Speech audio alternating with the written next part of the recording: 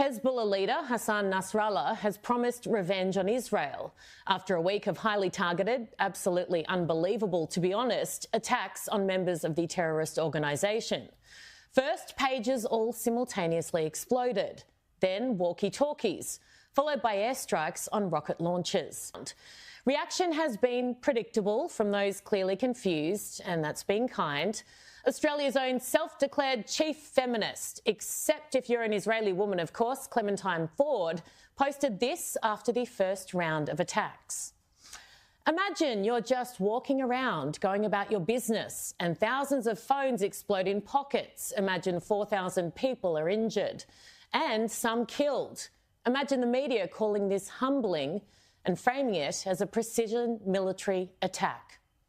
Well, it's easy to imagine, Clementine, because that's exactly what it was.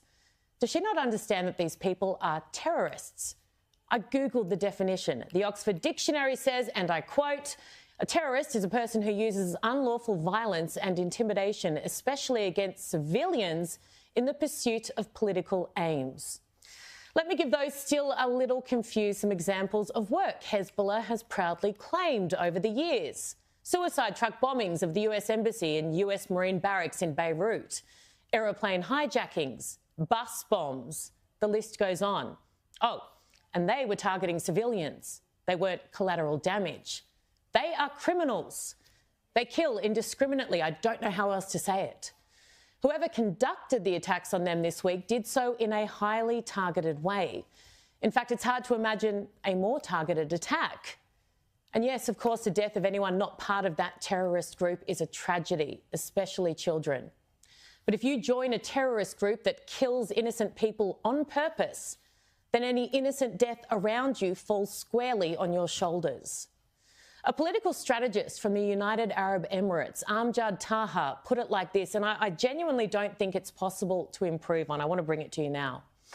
He says, "You dared to strike at a smart and courageous nation on October 7th, committing genocide, kidnapping their children and violating their women. You thought they would fall, but they rose again, returning after 11 months to correct what had only momentarily slipped, their intelligence. Now they will send you back 1,000 years to a time without technology, where a ringtone feels like a death knell and a beep is a nightmare.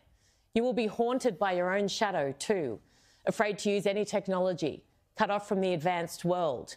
And they will defeat you, not with bullets or tanks, but through the unbreakable will of brave, intelligent people.